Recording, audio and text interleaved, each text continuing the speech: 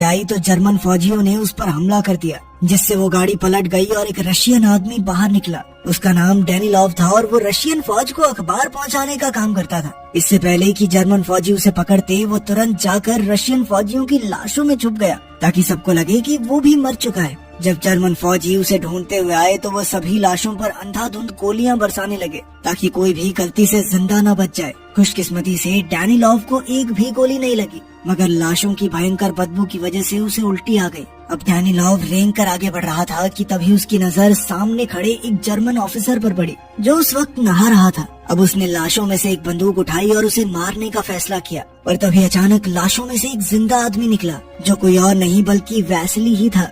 उसने डैनिलॉव को ऑफिसर पर गोली चलाने से रोका, क्योंकि अगर उसने अभी गोली चलाई तो जर्मन फौज गोली की आवाज सुनकर वापस वहां आ जाएगी। वैसिली ने उसे एक मिसाइल गिरने का इंतजार करने को कहा, ताकि धमाके की आवाज में किसी को गोली की आवाज सुनाई ही न दे। साथ ही वैसिली ने उसे बंदूक में डालने के लिए गोलियां दी, मगर अब डैनिलॉव को बंदूक चलाने से डर लग रहा था कि कहीं जर्मन फौजी गोली की आवाज न सुन ले। इसीलिए उसने अपनी बंदूक वैसिली को देकर जर्मन ऑफिसर को मारने को कहा। वैसिली ने बंदूक तो ले ली, पर तभी उसे एक गाड़ी आती दिखाई दी, जिसमें इस ऑफिसर की सुरक्षा के लिए फौजी आए थे।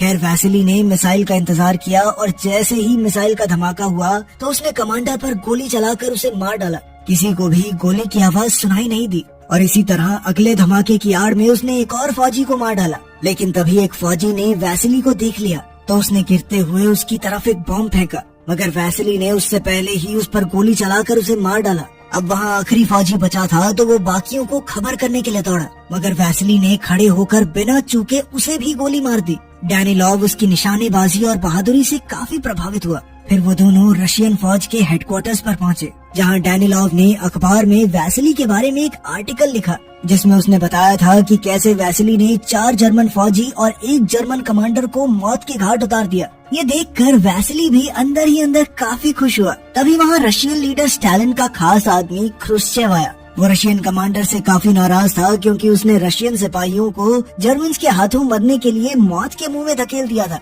क्रुश्चेव ने उससे कहा कि अगर स्टालिन को पता चला कि उसने रशियन फौजियों के साथ क्या किया है तो वो उसे कुत्ते की मौत मारेगा, इसीलिए बेहतर यही होगा कि वो चुपचाप यहाँ से भाग जाए। फिर जैसे ही क्रुश्चेव कमांडर के ऑफिस से बाहर आया तो सभी फौजियों को गोली चलाने की आवाज सुनाई थी और वो समझ गए कि कमांडर मर चुका है। अब क्रुश्चेव ने ऑफिसर से फौजियों का हौसला बढ़ाने का तरीका पूछा, ताकि वो नाजी जर्मन्स का मुकाबला करके स्टालिनग्राड को वापस अपने पास ला सके। तब डैनिलॉव ने क्रुश्चेव से कहा कि सिपाहियों को जबरदस्ती जंग में फेंकना सही नहीं रहेगा। उन्हें ऐसे सिपाहियों को प्रमोशन देना चाहिए जिन्होंने जर्मन्स का डटकर सामना किया है।